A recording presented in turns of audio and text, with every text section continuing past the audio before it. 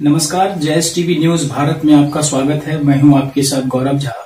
आज हम अपने मिथिला समाज की एक ऐसी शख्सियत से बात करने जा रहे हैं जिन्होंने अपनी साहित्य की दुनिया में एक अलग पहचान बनाई है और ये सुंदरी विद्या पटहा मंदिर में अभी शिक्षक के रूप में कार्यरत हैं और परीक्षा नियंत्रक भी हैं।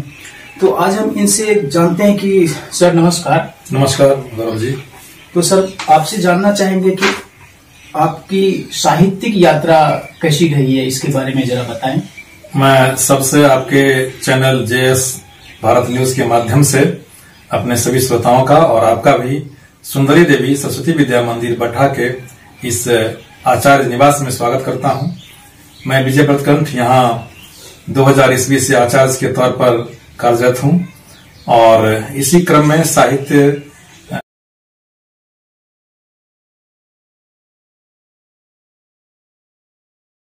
सृजन और मंच पर भी जाना आना होता रहता है और बचपन से ही मैं साहित्य से जुड़ा रहा हूं।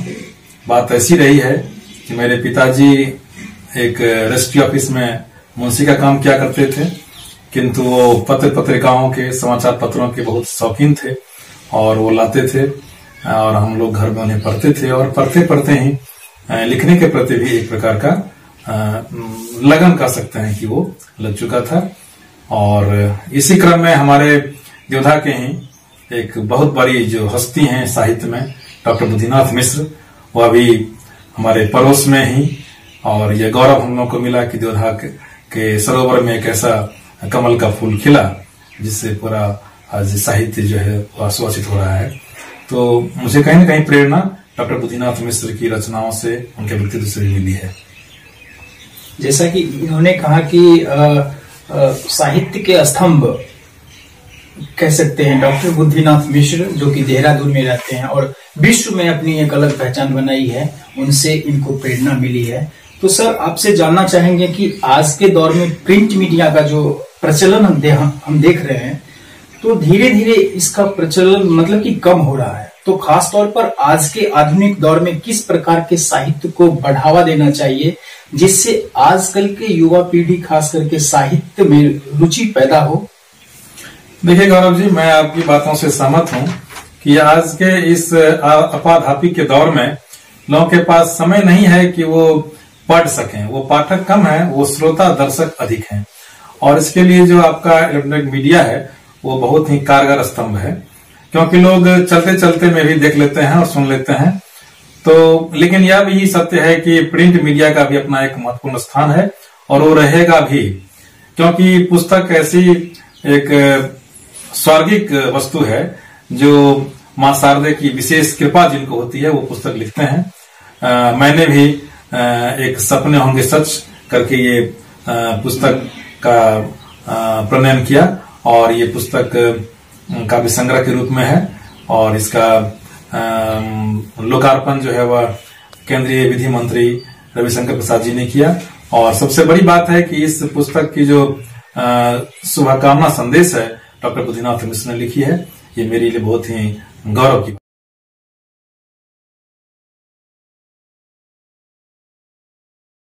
बात है। तो जहां तक है आजकल की जो रचनाएं निकल रही हैं, तो कहीं न कहीं क्वालिटी जो है वह कुछ घटने का ये डर है इसमें। क्वांटिटी तो बहुत ज्यादा है, कंपोजिशन अधिक हो रहे हैं, लेकिन लोग कहीं न कहीं अश्लीलता और स्तरहीनता की भी शिकायतें आ रही हैं। और खास करके भोजपुरी अगर फिल्मी गीतों को लेते हैं तो इसके साथ लोगों को बहुत शिकायतें हैं। लेकिन यह भी है कि आज का युवा वर्ग अब नीर-छीर विवेक की शक्ति रखता है और आजकल के युवा जो इसमें आ रहे हैं वो हंस की तरह वो नीर-छीर विवेक से रचनाओं का सृजन कर रहे हैं और जो दर्शक और जो पाठक हैं वो सुनने में भी इसी विधा का प्रयोग कर रहे हैं।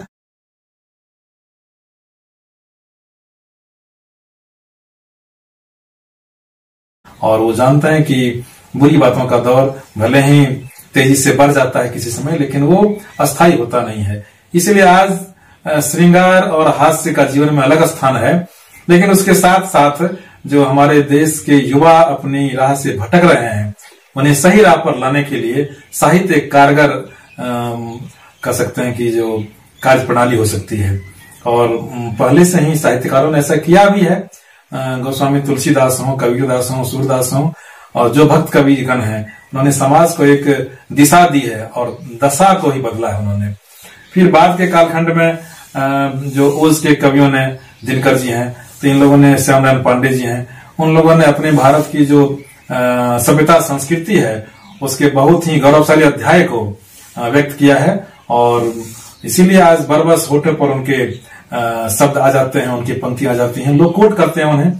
और मैं समझता हूं कि अगर आपकी रचनाओं में बाकायदा कोई संदेश है, केवल मनोरंजन ही नहीं है, संदेश भी है, तो लोग आपको कोट करेंगे और आपकी रचनाएं अमर रहेंगी। और रचनाएं अमर हैं तो आप भी अमर हो सकते हैं। सर आपसे जानना चाहेंगे कि आजकल के जो खास करके लेखक समुदाय है हमारा, तो उनके पास भी काफी चुनौती का सामना करना पड़ रहा है इस दौर में कि खास करके पहले जो बाल साहित्य हमारे सामने उपलब्ध थे, तो आज के दौर में ये कहा जा रहा है कि बच्चों को बाल साहित्य सही ढंग से उसके सामने उपलब्ध नहीं हो रहा है, जिसके कारण उसकी रुचि भी कम हो रही है। तो फिर इसको बढ़ावा देने के लिए क्या करना चाहिए जिससे बाल साहित्य के प्रति बच्चों का रुचि बढ़े?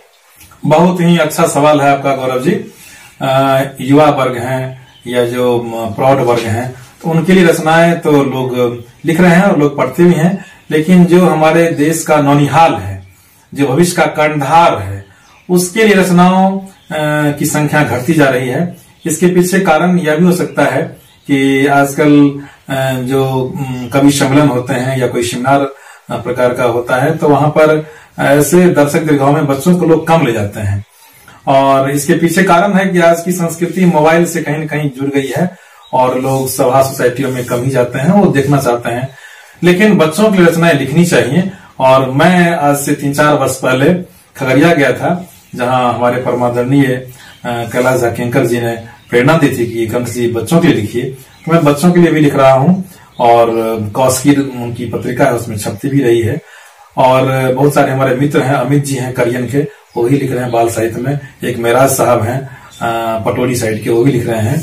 तो बच्चों के लिए जो रचनाएं हैं होनी चाहिए और बाल मनोविज्ञान पर आधारित होनी चाहिए, ताकि बच्चों को भी कुछ अच्छा करने की प्रेरणा मिल सके। क्योंकि बच्चे अगर किसी बात को जान लेते हैं तो उसे ताउम्र उसको भूलते नहीं है और उसको अपना लक्ष्य बनाते हैं।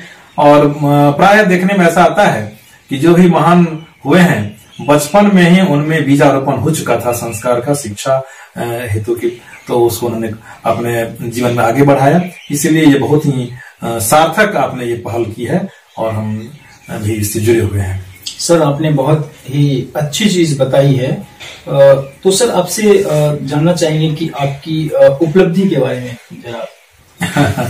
उपलब्धि मैं इसको नहीं लेता हूं, क्योंकि कहता है जो मंजिल की मुझे फिक्र नहीं है, मंजिल की राह में मेरा कारवां तो है।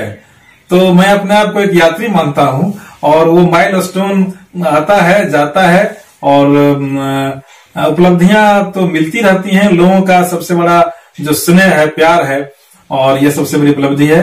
वैसे जो आप कहेंगे सम्मान और पुरस्कार आदि, तो वो तो अभी तक में मुझे 50 से ऊपर सम्मान पुरस्कार मिल चुके हैं। और सरकारी बजाता आयोजन में भी मैं जाता रहता हूँ, दूरदर्शन पर भी मैं जाता हूँ, आकाशवाणी से भी आते रहता है जाता हूँ। तो यह उपलब्धि कहीं न कहीं ऊर्जा देती है, अच्छा लगता है। और कोशिश मेरी रहती है कि उपलब्धियों की परवाह किए बगैर मैं साहित्य साधना करता रहूं। मां शारदे अपनी कृपा बनाए रखें। और अब तो अवकाश प्राप्त करने की दौर में भी शामिल हो चुका हूं, 2-3 साल बचे हुए हैं। तो इसके बाद मेरा जो भी समय होगा वो साहित्य और समाज के लिए समर्पित होगा। जैसा कि मैंने विजय वटकन सर से बात करी कि साहित्य के विषय में, साहित्य के बारे में, तो ये एक ऐसे व्यक्तित्व के धनी हैं जो हर वक्त समाज में सक्रिय रहे हैं, सुचारू ढंग से, मतलब कि हर कामों में अपनी एक अलग भागीदारी समाज में निभाई है। तो सर आपसे ये एक चीज और जानना चाहूंगा कि कि आज जो मतलब कि आपकी एक रचना सुनना चाहेंगे। गौरव जी, आप तो मेरे कई मंचों पर रहे हैं, आपने पाठ भी किया है और मेरी रचनाओं से आप रूबरू रहे हैं, लेकिन आपके चैनल के जो दर्शक हैं, श्रोता हैं, उनके लिए बागी के तौर पर मैं कुछ रचनाओं का पाठ करना चाहूंगा।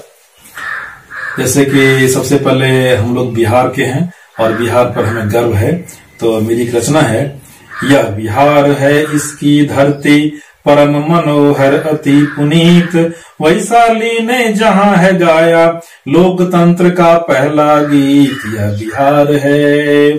सोन घाघरा गंडक कोसी गंगा की है बहने, दूर दूर से साधक योगी आते तट पर रहने। यह बिहार है इसकी धरती, परम मनोहर अति पुनीत, वैशाली ने जहां है गाया लोकतंत्र का पहला गीत। यह बिहार है। सीता जन्मी इसी धरा पर, कितनी अद्भुत बात, रामचंद्र ने धनुष भंग कर थामा जिनका हाथ। यह बिहार है, यह बिहार है, यह बिहार है। और अंतिम वंश सुना देता हूं। भारत है एक सुंदर माला। लोगों ने कहा कि आपने तो क्षेत्रवाद को बढ़ावा दे दिया, बिहार बिहार, तो उनके लिए मैं कहना चाहूंगा कि भारत है एक सुंदर माला, है बिहार एक फूल। भारत है एक सुंदर माला, है बिहार एक फूल, एक बने सब भारतवासी क्षेत्रवाद को भूल। यह बिहार है, यह बिहार है, यह बिहार है। सर, आपने बहुत ही मनमोह लिया और बहुत ही खूबसूरत रचना हमारे सामने पेश करी। तो इस सर अपना कीमती समय देने के लिए आपका बहुत बहुत धन्यवाद कि आपने JS TV news Bharat channel से जुड़कर एक योगदान दिया, खास करके।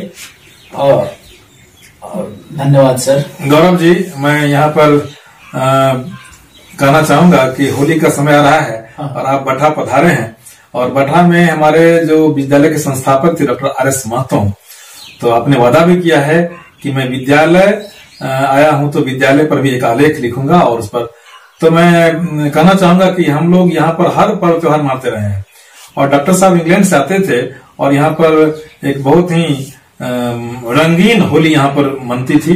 तो मैं चलते चलते, होली नजदीक भी है, तो मैं कुछ पंक्तियां होली के नाम समर्पित करना चाहूंगा। जी सर, बिल्कुल सुनना चाहूंगा। ढोलक पर थाप परी थिरक उठे पांव रे, मधुमय बयार बही गली और गांव रे। ढोलक पर थाप परी, भौरों का गुंजन और कोयल की बोली है, गली गली धूम मची होली है, होली है। ढोलक पर थाप परी थिरक उठे पांव रे, मधुमय बयार बही गली और गांव रे। ढोलक पर थाप परी, युवकों की कौन कहे बूढ़े भी मस्त हैं, प्रेम के इस पर्व में जन जन अब व्यस्त हैं। उछल कूद मचा रही, उछल कूद मचा रही हर जन की टोली है, गली गली धूम मची होली है, होली है। ढोलक पर थाप परी, मन में उमंग और रंग की बहार है, फाग कोई गा रहा कहीं पर मल्हार है। कंधे से लटक रही, कंधे से झूल रही अबीर भरी झोली है, गली गली धूम मची होली है, होली है। ढोलक पर थाप परी।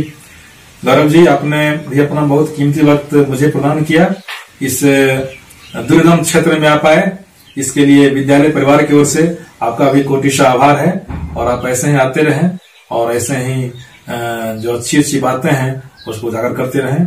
आपका आभार। आपके चैनल जेएस भारत न्यूज के प्रति भी आभार। धन्यवाद बहुत बहुत।